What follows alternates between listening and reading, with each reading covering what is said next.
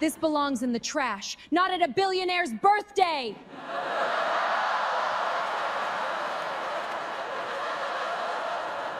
Stop! Put it down right now!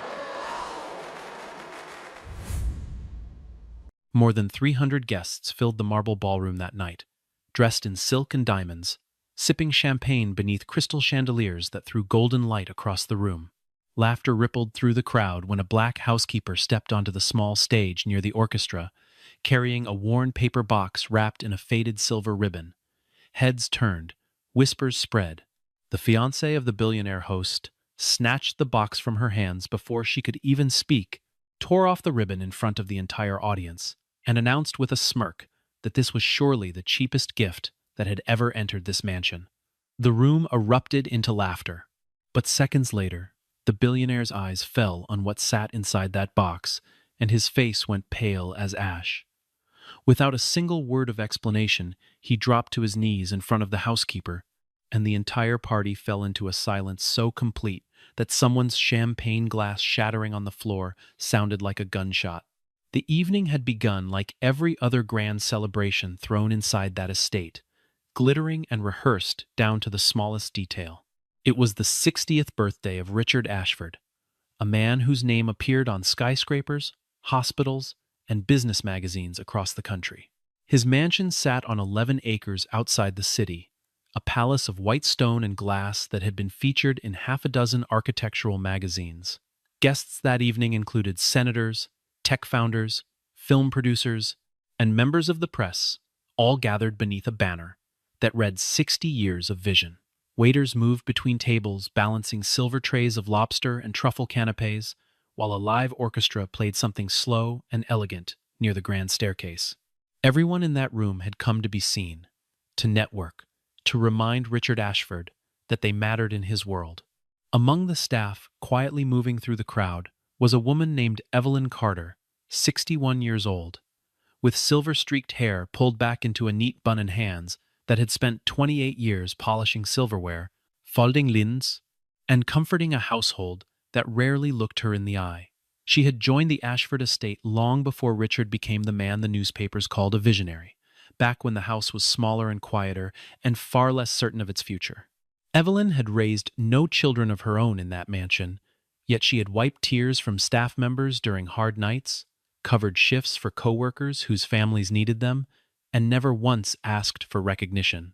To most of the wealthy guests filling the ballroom, she was simply part of the furniture, a shadow moving between rooms, present but unseen.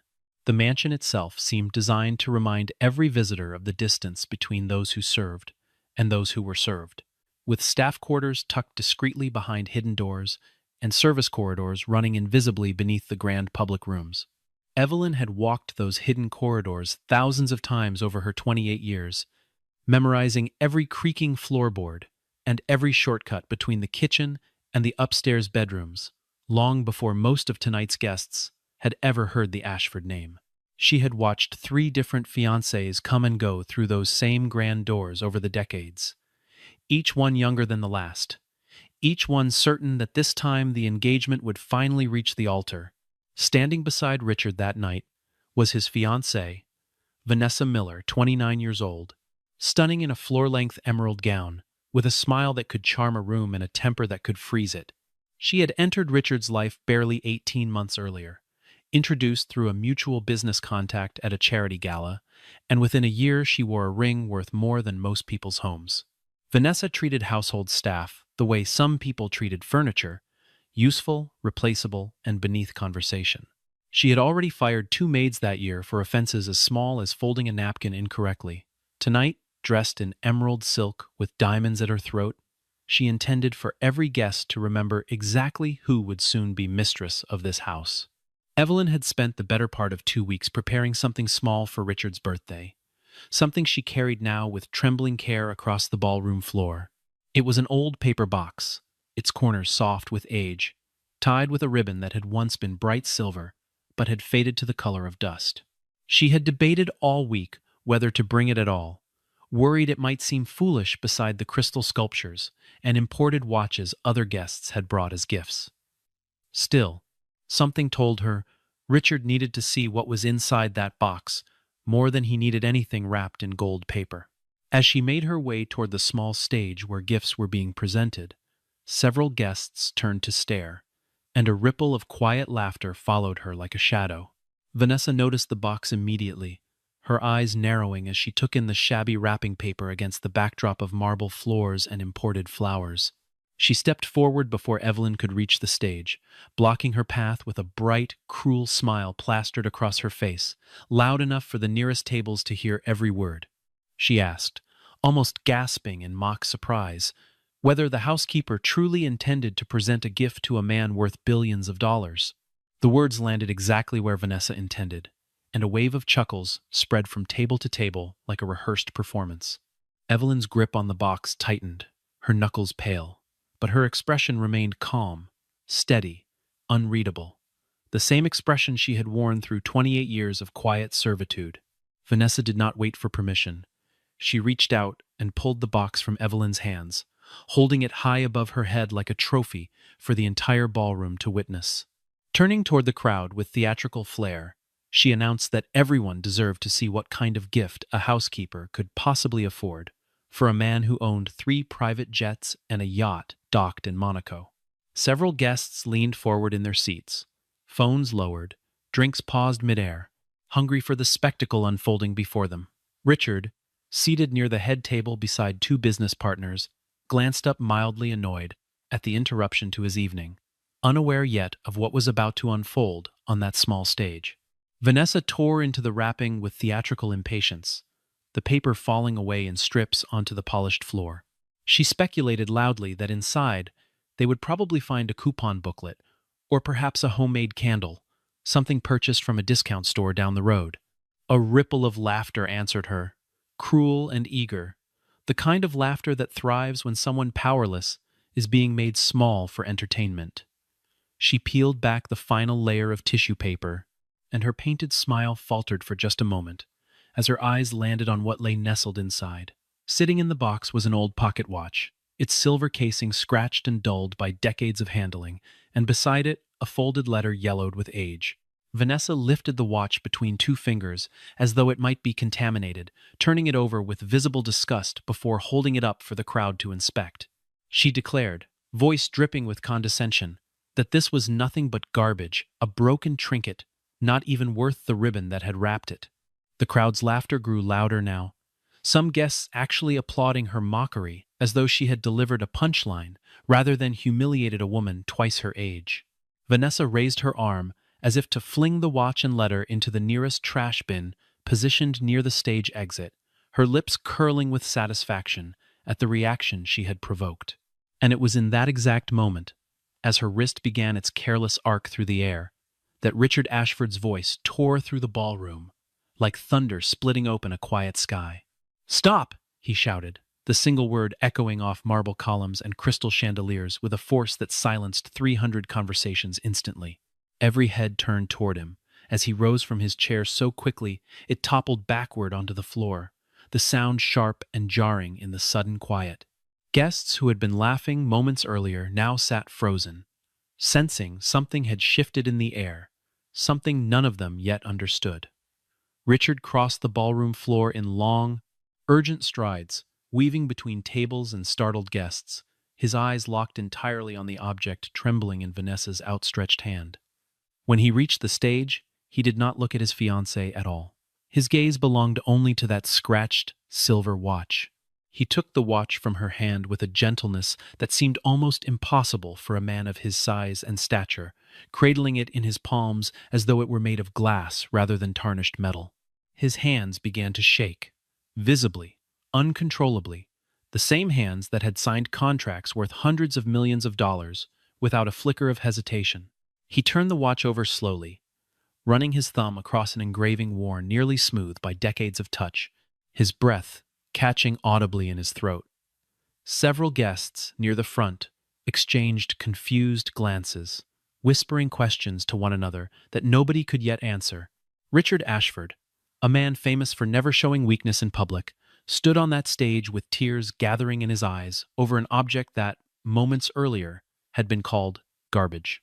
"This watch," he said quietly, his voice cracking in a way none of the assembled guests had ever witnessed, was the very first gift he had ever received as an adult man, standing entirely on his own. He explained that it had been given to him more than 30 years earlier, during a period of his life he rarely spoke of, when he owned nothing, when he slept some nights on benches and other nights in the back rooms of buildings that would let him stay if he swept the floors first.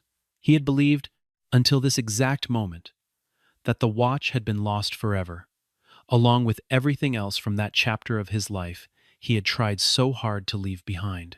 The letter tucked beside it remained folded and untouched, its edges soft and worn, clearly handled many times over many years, before finding its way into that paper box tonight. Vanessa stood frozen beside him, her earlier confidence draining visibly from her face as she began to sense, too late, that she had made a terrible miscalculation. The ballroom had gone entirely silent now, save for the faint hum of the orchestra, which had stopped playing mid-phrase, the musicians themselves leaning forward to watch the scene unfolding before them. Richard turned to face the crowd, still holding the watch against his chest, and asked for a moment of their patience before he could properly explain what they were witnessing. He looked toward Evelyn, who stood quietly near the edge of the stage, her posture straight, her expression calm despite the humiliation she had endured only minutes earlier.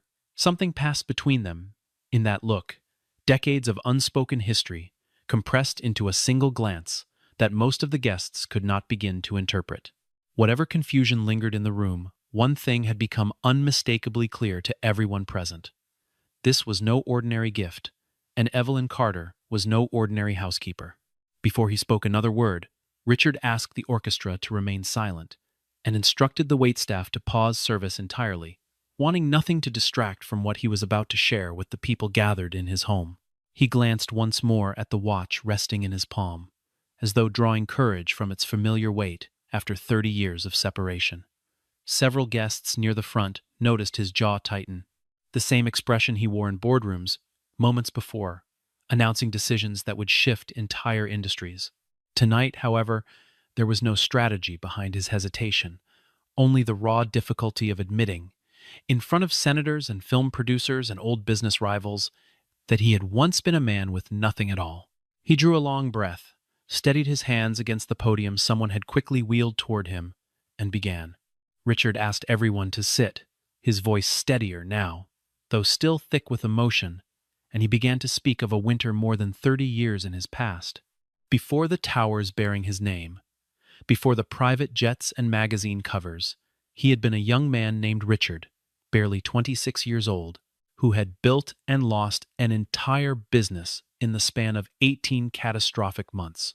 His partners had abandoned him the moment the debts came due. His fiancée at the time had left within a week of the bankruptcy filing, and his own family had stopped answering his calls once word spread through their small town that he was finished. He had gone from owning an office building to sleeping in a stairwell behind a laundromat on the edge of the city, wrapped in a coat too thin for the season. Every door he had once walked through as a rising businessman had slammed shut, one after another, until there seemed to be nothing left for him but the cold pavement and the quiet shame of total failure. He described those months in more detail than he had ever shared with anyone, even his closest business partners, painting a picture the guests could hardly reconcile with the man standing before them, now in his tailored tuxedo. There had been nights he walked for hours simply to stay warm, nights he stood outside restaurant windows, watching families eat dinners he could no longer afford for himself. He remembered the particular shame of asking a former colleague for a small loan, only to be told, politely but firmly, that lending money to a man with no collateral and no prospects was simply bad business. Pride, he admitted, had nearly killed him during those months. Pride that kept him from seeking shelters or public assistance. Pride that convinced him admitting defeat entirely would be worse than freezing on a park bench. It was only because his body finally gave out from exhaustion and hunger one particular January night that he ended up collapsed near the loading dock of a modest 3-star hotel on the edge of the city, and it was there that everything in his life quietly began to change. It was during those months, Richard explained, his voice barely above a whisper now, that he had first encountered a young housekeeper working the night shift at a modest hotel, where he sometimes found shelter in exchange for cleaning the loading dock. She was perhaps 30 years old at the time, earning wages so small they barely covered her own rent, yet she had noticed him shivering outside the kitchen entrance one January evening and had brought him a plate of food without being asked. Over the following weeks, she continued bringing him meals when she could spare them, sometimes slipping him a few crumpled bills from her own thin paycheck, insisting every time that he would pay her back once things turned around. She never once treated him as though he were less than human, never looked at him with the pity or disgust that so many others had shown a man who had fallen so far so fast. Her name, Richard said, looking directly at Evelyn now, was the same name written on the payroll of this very estate for the past 28 years. He recalled the exact sound of her footsteps that first night, brisk and purposeful against the concrete of the loading dock, and how he had braced himself for the sharp words or the request to move along that he had grown used to hearing from strangers. Instead, she had simply set down a paper plate wrapped in foil, said nothing about his circumstances, and asked only if he preferred coffee or tea, before disappearing back through the service entrance. Over the following weeks, that small kindness repeated itself, night after night, regardless of weather, regardless of how tired she must have been after her own long shifts, scrubbing floors and changing linens for guests who never learned her name. She never asked him what had happened, never demanded an explanation for why a grown man in a wool coat that had once cost more than her monthly wages now slept behind a hotel kitchen. On the coldest night of that entire winter, when the temperature dropped low enough that the newspapers warned people to stay indoors, she had given him her own scarf without a second thought, insisting she had another one at home, even though Richard later learned she did not. One evening, Richard continued, Evelyn had given him something more than food or borrowed money. She had pressed into his palm an old pocket watch that had belonged to her late father, the only object of real value she owned in the world, telling him that a man rebuilding his life needed something to remind him that time was still on his side. Alongside the watch, she had written him a letter, short but unforgettable, urging him to remember who he was in that moment of poverty should fortune ever smile upon him again. The letter's message, though he had not opened it again in decades, had lived permanently in the back of his mind through every merger, every headline, every award ceremony that followed. He had carried that watch through the earliest years of rebuilding his career, through the first company he founded from a borrowed desk, through the sleepless nights that eventually became billion-dollar contracts. Somewhere along the way, amid the chaos of rapid success, the watch had disappeared from his belongings, and he had assumed it lost forever, along with the woman who gave it to him, fading quietly into the background of his growing empire.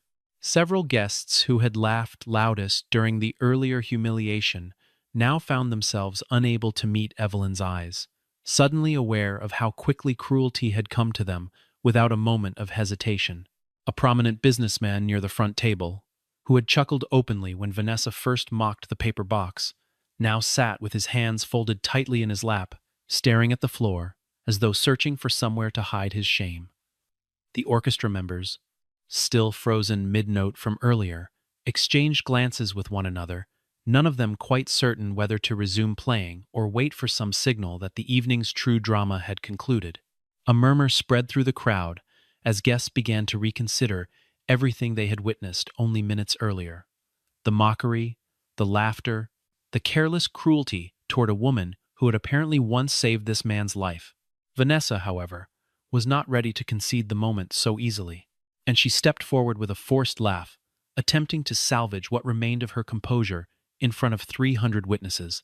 She suggested, voice sharp with desperation, that even if this sentimental story were true, it changed nothing about Evelyn's current position within the household. A housekeeper, she reminded the room, was still simply an employee, performing a job she was paid to do, regardless of some charitable act performed decades earlier.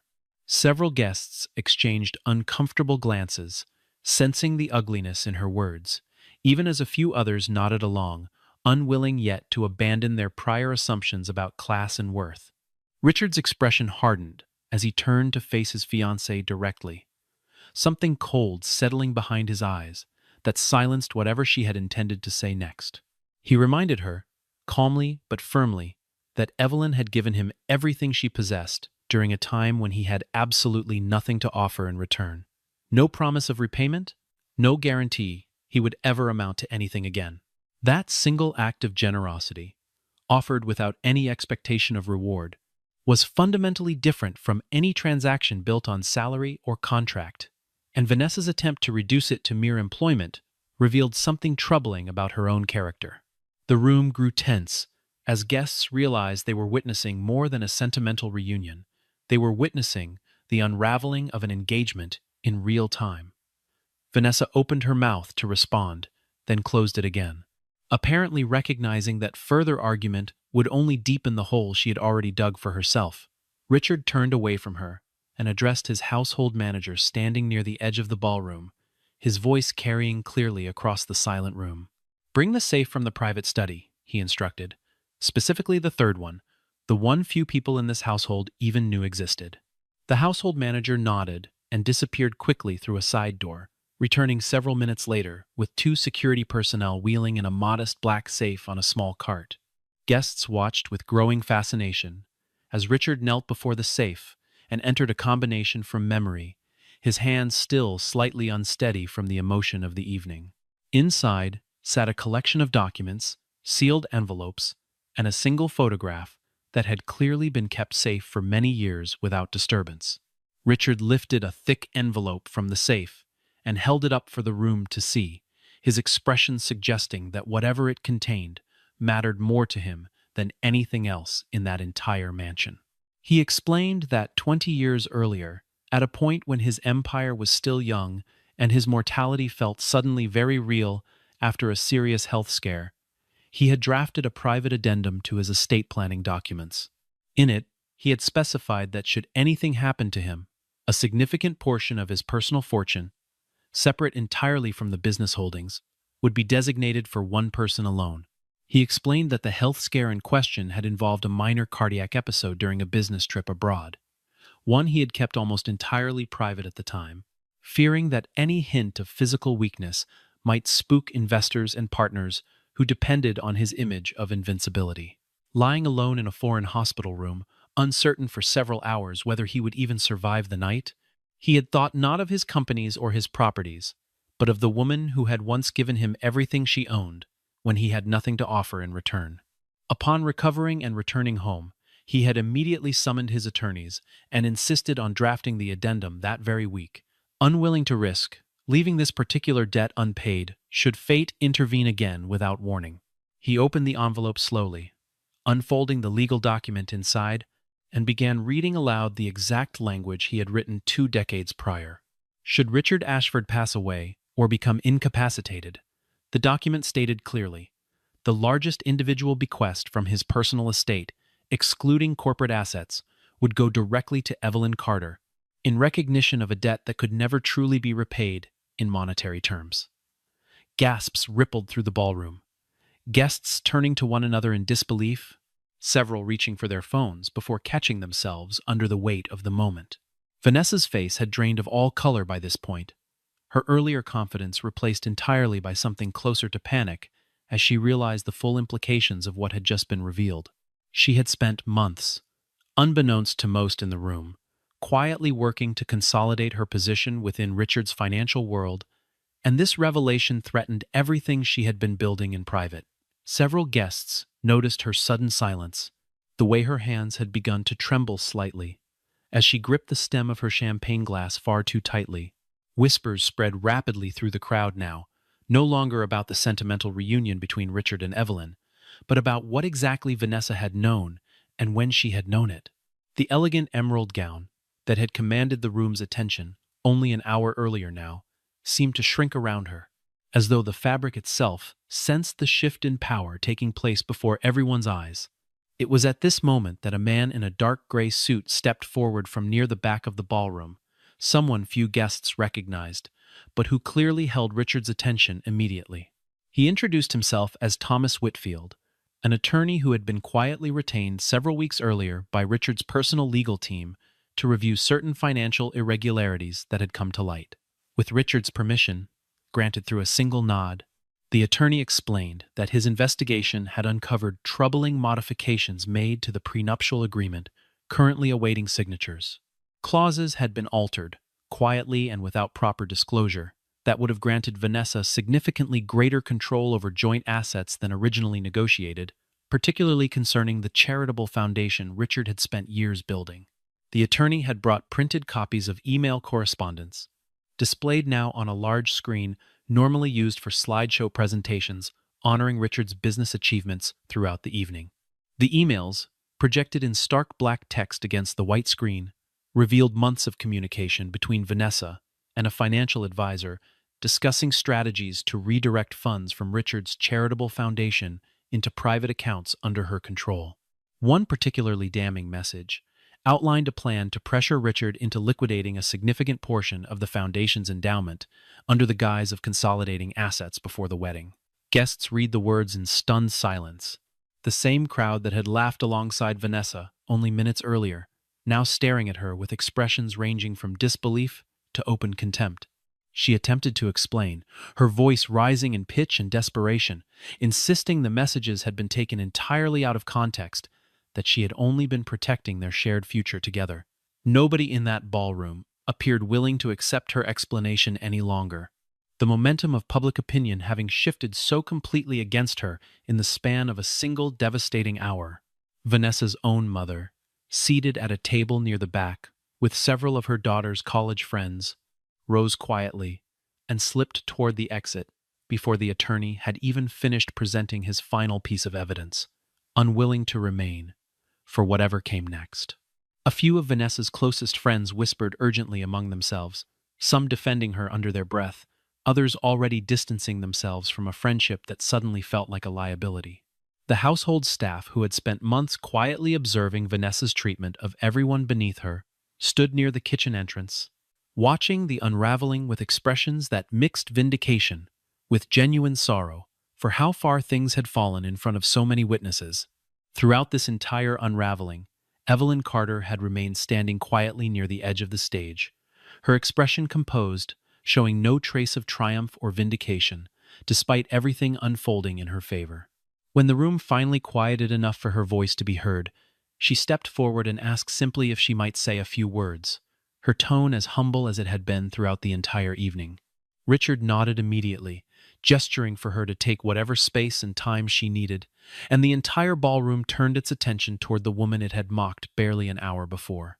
Evelyn spoke slowly, without theater or performance, explaining that in the 30 years since that cold winter, when she first met a broken young man behind a hotel kitchen, she had never once expected anything in return for her kindness.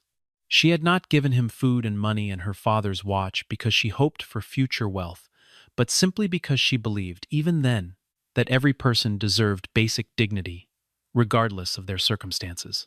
She continued, her voice steady despite the weight of what she was revealing to a room full of strangers who had judged her so harshly only minutes earlier.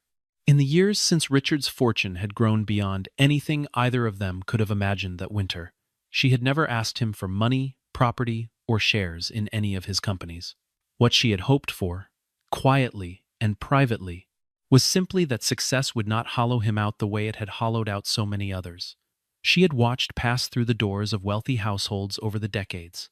The letter tucked inside that faded paper box had asked him for exactly one thing when he wrote it to himself all those years ago, that wealth would never replace the compassion that had carried him through his darkest winter.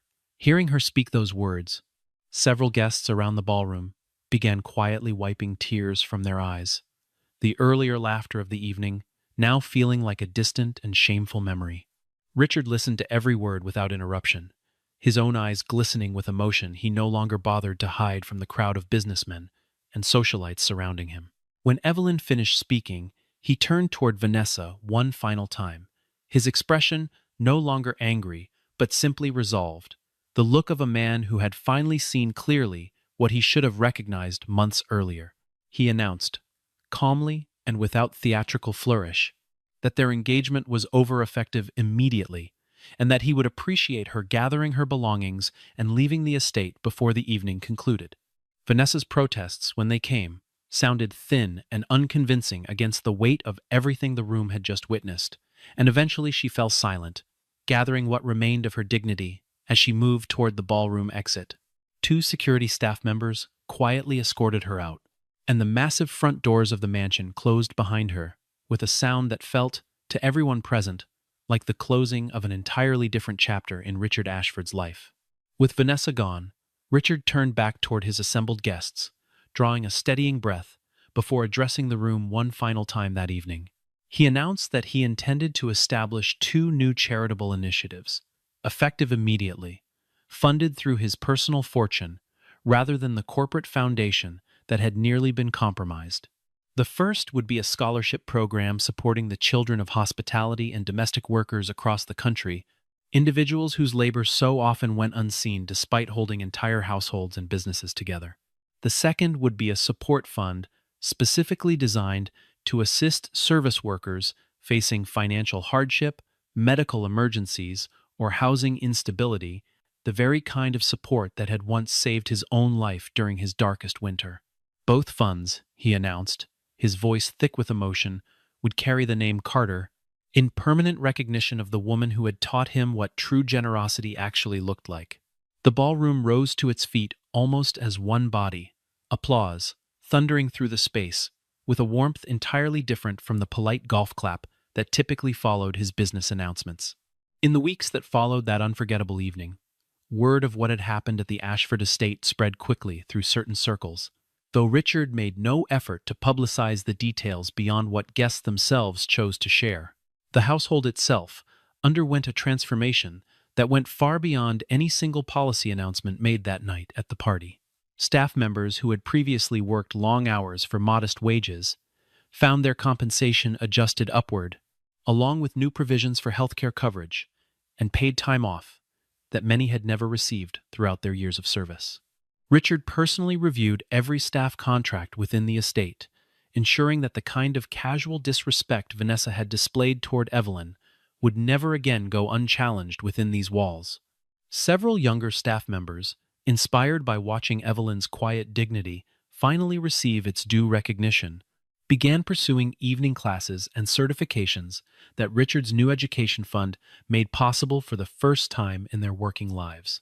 The scholarship fund of the Jaring Her Name awarded its first 60 recipients within the initial year of operation, and kitchen staff across a dozen major cities. Richard personally attended the first award ceremony, held in a modest community hall rather than any of his usual grand venues, insisting that the setting itself should reflect the spirit of the gift rather than the size of his fortune.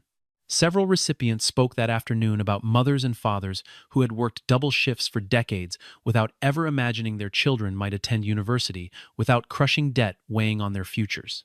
One young woman, whose mother had cleaned hotel rooms for nearly 20 years in the very same city where Richard had once slept outside a kitchen door, cried while thanking a fund she had never expected to exist. Richard sat in the back row of that hall, largely unrecognized, without his usual entourage of assistants and cameras, quietly wiping his own eyes throughout the entire ceremony.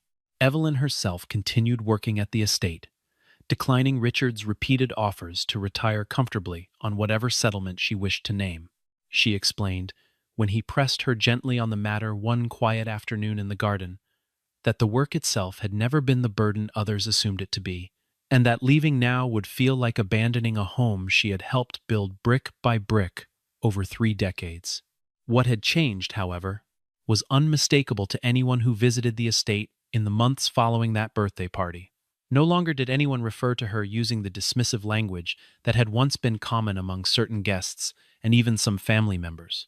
Every person within those walls, from the newest kitchen assistant to visiting business partners, now addressed her simply as Miss Carter, a small change in words that carried an enormous weight of restored dignity. The old pocket watch that had nearly been discarded as garbage in front of 300 witnesses found a permanent home inside a glass display case in the mansion's main hallway, positioned where every visitor entering the estate would see it first. Beside the watch, framed in simple silver, sat a small plaque bearing words Richard had chosen carefully himself after weeks of reflection on everything that had transpired that evening. The plaque read that the greatest value of any gift lies not in its price, but in the character of the person who offers it when they themselves have nothing left to give. Visitors to the estate often paused before that case, reading the inscription twice, understanding only after hearing the full story just how much weight those simple words actually carried. For Richard, that display case had become something closer to a shrine than a decoration, a permanent reminder standing at the entrance of every day he now lived within those walls. Reporters who eventually caught wind of what had happened that night requested interviews for weeks afterward, hoping Richard would agree to tell the story publicly for magazines and television programs eager for a redemption narrative. He declined nearly every request, explaining privately to his closest advisors that the story belonged to Evelyn as much as it belonged to him, and that turning her quiet kindness into a headline felt like a betrayal of everything the moment had actually meant. A handful of guests who had attended the party did speak about it among their own social circles, and slowly, without any orchestrated campaign, a different kind of respect began to follow Richard through the business world he moved within. Colleagues who had once admired him only for his wealth began speaking of him differently, noting a warmth in his dealings with employees and service staff that had not been quite so visible in years prior. Even rival executives, men not typically inclined toward sentiment, admitted privately that whatever had happened at that birthday party seemed to have changed something fundamental in how Richard Ashford carried himself through the world. 1 year later, almost to the day, the mansion once again filled with guests celebrating Richard's birthday, though the atmosphere that evening felt entirely different from the spectacle of the year before.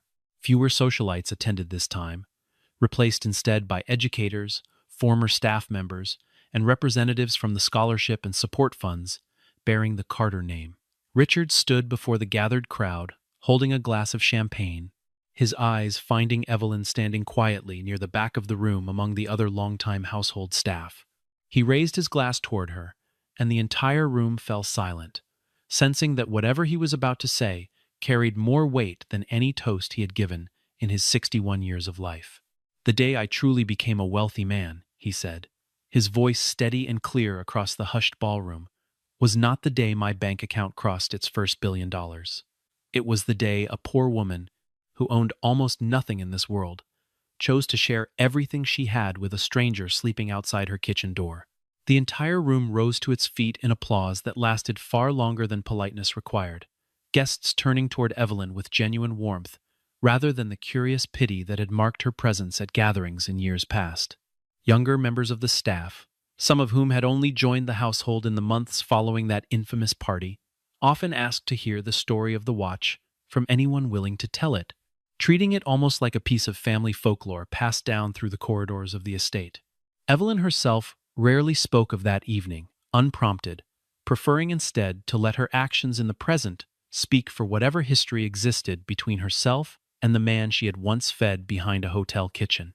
Richard, for his part, made a quiet habit of visiting that glass case each morning before beginning his work, pausing for just a moment, as though renewing a promise he intended to keep for the rest of his life. Somewhere near the front hallway, the old pocket watch sat quietly inside its glass case, its scratched silver surface catching the light of the chandeliers, exactly as it had the night everything changed.